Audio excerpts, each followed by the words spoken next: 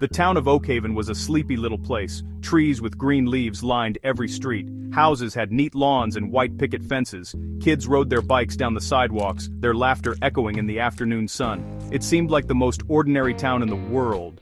Nothing exciting ever happened here. Or so everyone thought. But Oakhaven had a secret. A big, dark, scary secret. Hidden deep in the woods, far from any prying eyes, was a laboratory. It wasn't just any lab. It was a secret research facility, surrounded by a tall, electric fence. No one in town knew it was there. The locals sometimes talked about strange things they saw near the woods. They spoke of odd-colored lights flashing between the trees at night. They whispered about strange humming noises that seemed to come from underground. Some people said they saw military trucks driving on the old dirt road that led into the forest, always in the dead of night. But these were just stories, right? The kind of spooky tales you tell around a campfire. Most people in Oakhaven just shrugged and went on with their quiet lives. They had no idea that something truly terrifying was being created just a few miles away from the Saragosi homes. The laboratory was called Project Chimera. It was run by a group of scientists who worked for the military. These weren't the friendly scientists you see in movies. These scientists were serious and secretive. They wore stark white lab coats and rarely smiled. They were tasked with a very special project, a project so secret, even the president didn't know all the details. Their goal was to create a new kind of weapon. Not a bomb, not a tank, but something alive, something that could think, hunt, and follow orders, something that would give their side an unbeatable edge. And so, under the peaceful canopy of the Oakhaven woods, this hidden lab buzzed with activity. Inside its sterile white walls, scientists mixed chemicals and studied DNA. They worked day and night, pushing the boundaries of science and nature. They were so focused on their goal that they never stopped to ask themselves a simple question. What would happen if their creation got out? What would happen if their living weapon decided it didn't want to take orders anymore? They were about to find out, the hard way, and the quiet town of Oakhaven would never be the same again. Inside the cold metallic walls of Project Chimera, the air hummed with the sound of computers and machinery. The scientists, led by the stern Dr. Eris Thorne, were working on something they called Subject Serpentis. It was a snake, but it wasn't just any snake. They had taken the DNA of a python, one of the biggest snakes in the world, and mixed it with something else. They had used a special growth hormone and a complex blend of genetic enhancers. Their goal was to create a snake that was not only gigantic, but also incredibly intelligent. A super soldier in reptile form. It was a risky experiment, a dangerous game to play with nature itself. Dr. Thorne believed his creation would be a masterpiece. He imagined a snake so smart it could understand complex commands. A snake so large it could slide through enemy territory undetected, a silent and deadly force. He and his team worked tirelessly, monitoring every stage of the snake's development. They kept it in a huge, reinforced glass enclosure in the main lab. The baby snake started small, but it grew at an alarming rate. Every day it seemed to double in size. Its scales were a strange, shimmering black, and its eyes glowed with an eerie, unnatural intelligence. It was both a marvel of science and a terrifying sight to behold. The scientists were proud of their work. They recorded its rapid growth, its increasing strength, and its surprising ability to solve simple puzzles they gave it. They were creating the perfect weapon, but some of the younger scientists felt a creeping sense of dread. They saw the way the snake watched them. Its cold, yellow eyes seemed to follow their every move. It didn't look like a simple animal. It looked like it was thinking. It looked like it was planning. They whispered their concerns to each other in the hallways, far from the ears of Dr. Thorne. They were playing God, and they were afraid of the monster they were creating. But Dr. Thorne ignored their fears. He was blinded by his ambition. He saw only success. He pushed his team harder, demanding more tests, more enhancements. The snake grew larger and larger, its body becoming thick as a tree trunk. Its enclosure, which once seemed so big, was now starting to feel cramped. The military was pleased with the progress reports. They wanted the project accelerated. They wanted their new weapon ready for deployment. No one listened to the quiet warnings. No one saw the danger that was coiling up, ready to strike, right in the heart of their secret lab. The snake, now a mega snake, was a true monster. It was over 50 feet long, its body a thick mass of muscle and dark, glistening scales. Its head was as big as a small car, and its fangs were like sharp daggers. The scientists had succeeded beyond their wildest dreams. Subject Serpentis was bigger, stronger, and smarter than they had ever imagined. But its intelligence was not the kind they could control. It was a wild, cunning intelligence. The snake had learned to hate its glass prison. It hated the white-coated figures who poked and prodded it. It wanted out. And it was smart enough to figure out how to escape. One stormy night, a power surge hit the laboratory. The lights flickered. The alarms blared for a few seconds before the backup generators kicked in. It was only a moment of chaos, but it was all the snake needed. During that brief power failure, the electronic lock on its massive enclosure short-circuited. With a powerful slam of its body, the snake shattered the supposedly unbreakable glass. Shards flew everywhere. The scientists screamed and ran for their lives. The monster they had created was free. It slithered out of its broken cage, a giant shadow of death in the sterile white lab. The snake was hungry, and it was angry. It moved with terrifying speed, its massive body knocking over tables and smashing expensive equipment. It tasted the air with its forked tongue, smelling the fear of the humans who had created it. The lab's emergency protocols kicked in, steel doors slammed shut, trapping some of the scientists inside. But the snake was too powerful. It smashed through walls as if they were made of paper. It was a force of nature unleashed, a nightmare brought to life. The scientists' dream of a controllable weapon had turned into a horrifying reality.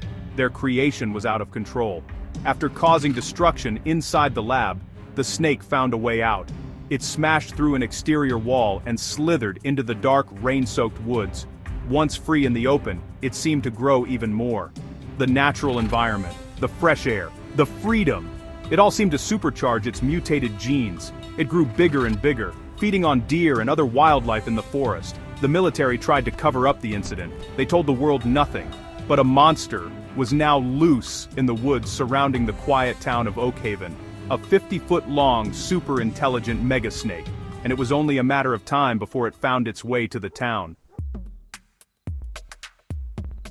Just on the edge of the Oakhaven woods stood the Northwood Girls' Academy. It was a beautiful old school with brick buildings covered in ivy. It had a large green lawn where students often sat and read books. The school was known for its excellent teachers and its peaceful atmosphere. It was a place of learning, friendship, and laughter. On this particular day, the sun was shining brightly. It seemed like just another ordinary Tuesday. Students were in their classrooms, listening to lectures about history and science. They had no idea that danger was silently slithering closer and closer through the trees. The bell rang for lunch. Girls poured out of the classrooms, their chatter filling the long hallways. They grabbed their lunch bags and headed for the cafeteria or the sunny courtyard. Laughter echoed as they shared stories and snacks. Teachers stood in the doorways, smiling as they watched their students. Everything was normal. Everything was peaceful. The biggest worry for most girls was a pop quiz in math class or what they were going to do over the weekend. The thought of a real monster, a giant snake, was something that only existed in horror movies, not in their safe, little world. In the science classroom on the ground floor, Mrs. Gable was finishing up a lesson on biology. She pointed to a diagram of a normal-sized python on the wall. "As you can see, snakes are fascinating creatures," she said. The girls listened, some interested, others just waiting for the final bell. Outside the classroom window, the woods looked dark and mysterious, a stark contrast to the bright, cheerful school grounds. A few students glanced out the window, their minds wandering. They saw the leaves rustling, but they thought it was just the wind. They didn't see the giant, dark shape moving silently just beyond the fence. As the lunch hour continued, a strange feeling began to settle over the school. A few students near the edge of the woods thought they heard a strange hissing sound. A janitor sweeping the path near the forest line stopped, thinking he saw something massive move in the shadows. He shook his head, blaming it on his tired eyes, but the feeling of unease grew. It was like the calm before a storm. The air grew heavy. The birds in the trees suddenly went silent. Something was wrong. The normal, peaceful day at Northwood Girls' Academy was about to turn into a terrifying nightmare. The attack began without warning. A loud crashing sound echoed from the edge of the school grounds. The metal fence that separated the school from the woods buckled and snapped. The mega snake slithered onto the lawn. It was, a horrifying sight. Its body was as thick as a school bus, and its head towered over the playground equipment. For a moment, everyone froze. Students and teachers stared in disbelief. Was this real? It couldn't be. But then the snake let out a deafening hiss and the spell was broken. Panic erupted. Screams filled the air. The courtyard became a scene of absolute chaos. Students dropped their lunch trays and ran. They scrambled in every direction trying to get back inside the school buildings. Teachers shouted, trying to guide the terrified girls to safety. Inside, everyone get inside now. Their voices cracked with fear. The snake moved with terrifying speed. It wasn't trying to eat anyone, not yet. It seemed confused and angry, lashing out at the strange new environment. Its massive tail swept across the courtyard, sending benches and picnic tables flying through the air like toys. The beautiful, peaceful school had become a war zone in a matter of seconds. Once inside the buildings, the chaos continued. Girls ran through the hallways, crying and screaming. Teachers tried to herd them into classrooms, locking the doors behind them. But the snake was not going to be stopped by a simple locked door. It raised its massive head and smashed through the large windows of the school library. Glass shattered everywhere. Books flew off the shelves. The girls who had taken refuge there screamed in terror as the monstrous head pushed its way into the room, its yellow eyes scanning the scene. The nightmare had followed them inside. The entire school was gripped by fear. In classrooms, teachers and students huddled together in corners, listening to the horrifying sounds of destruction outside. They could hear the snake's powerful body scraping against the brick walls of the school. They could hear its low, angry hiss echoing through the dam.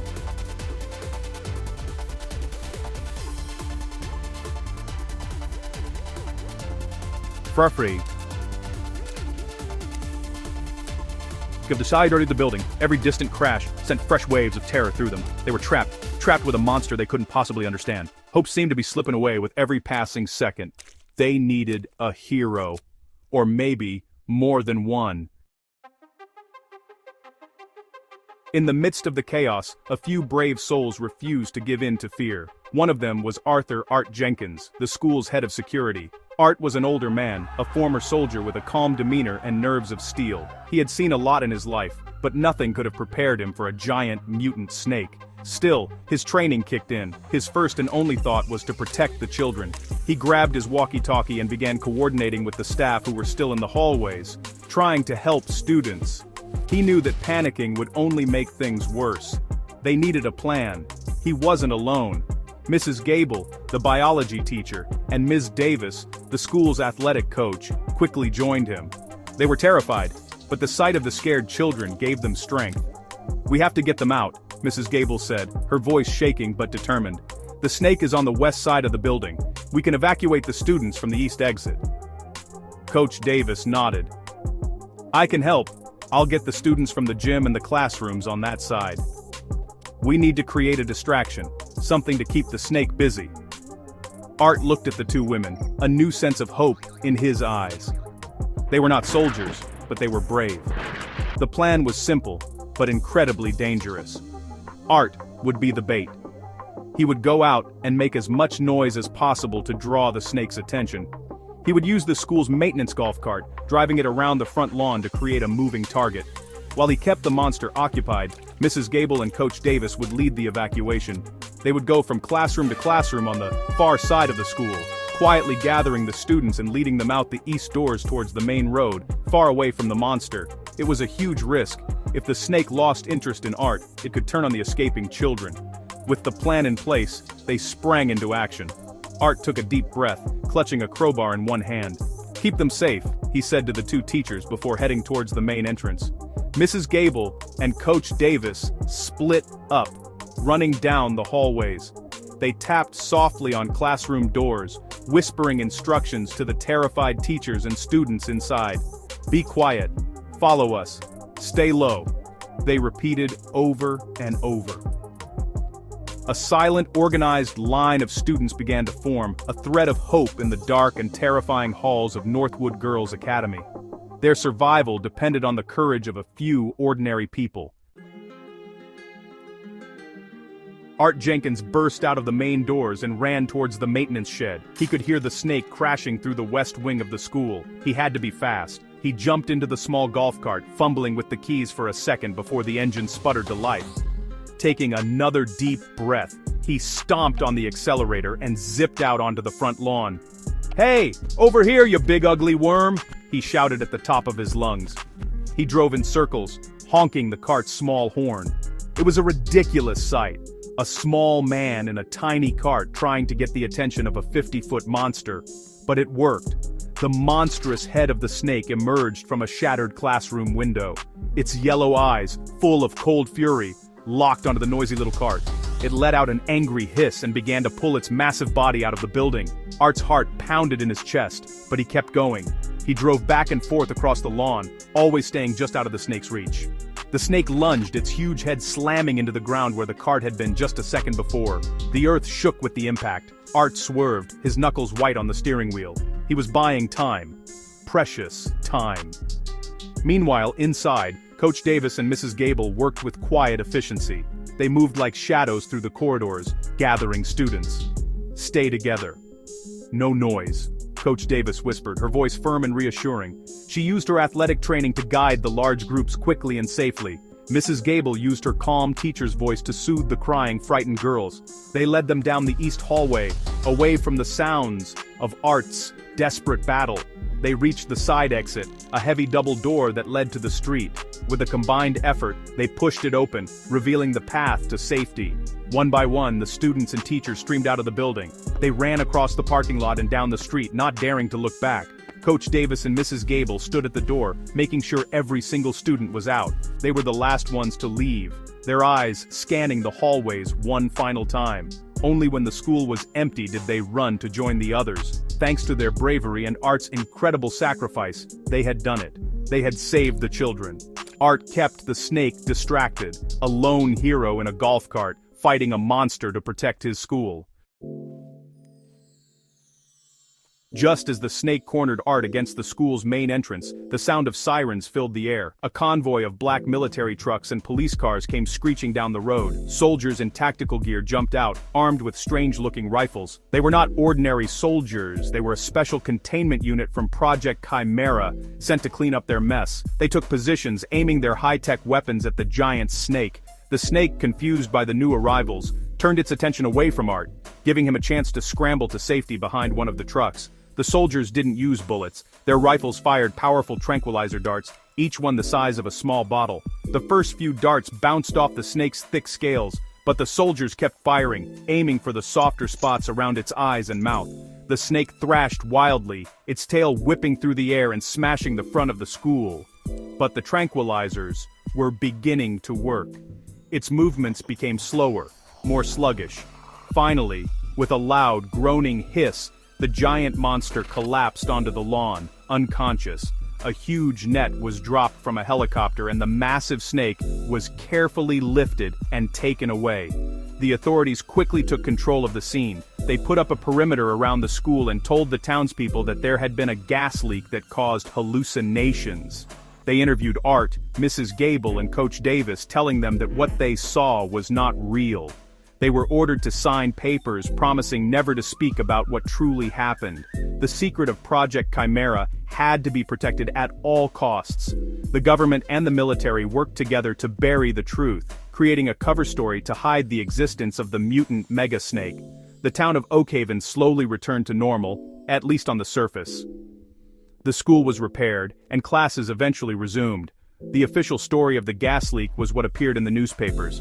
But the students and staff of Northwood Girls Academy knew the truth. They knew they hadn't imagined the giant snake. They knew they hadn't imagined the terror. And they knew they hadn't imagined the bravery of the three heroes who saved them. The secret of the lab in the woods remained hidden from the world, but the memory of that day was burned into the minds of everyone who was there. Years passed. The Northwood Girls Academy was rebuilt, stronger and more beautiful than before. The town of Oakhaven remained a quiet, peaceful place. The official records said nothing about a giant snake attack, but a legend was born. a story passed down in whispers from one class of students to the next. They called it the Mutant Mega Snake Incident. The story was told on playgrounds and at sleepovers, a spooky tale that was all too real for those who had lived it. The tale wasn't just about a monster, though. It was a story about courage. The heroes of that day were never officially recognized. Art Jenkins continued to work as the school's security guard, a quiet, humble man who simply said he was just doing his job. Mrs. Gable went on teaching biology, though she never looked at the chapter on snakes quite the same way again. Coach Davis continued to inspire students with her strength and determination. They never spoke publicly about what happened, honoring the promise they were forced to make. But the students knew. They looked at these three ordinary people and saw extraordinary heroes. Their bravery became a central part of the legend. The incident became a powerful lesson for the whole community, even for those who only heard the whispers. It was a lesson in how ordinary people can do extraordinary things when faced with unimaginable fear. It showed that courage isn't about not being afraid, it's about being afraid and doing the right thing anyway. The story of Art, Mrs. Gable, and Coach Davis working together, risking their lives to save the children, was a testament to the power of teamwork and selflessness. They showed that heroes don't always wear capes. Sometimes they wear a security guard's uniform or a teacher's blazer. And so, the legend of the Mega Snake lives on. It serves as a strange and thrilling chapter in the town's hidden history. While the world remains unaware of the monster that once terrorized a small school, the people of Oakhaven, and especially the students of Northwood, will never forget. They remember the terror, but, more importantly, they remember the triumph of the human spirit. The incident, born from a dark secret, ultimately became a shining example of bravery, unity, and the incredible strength found in standing together against the darkness.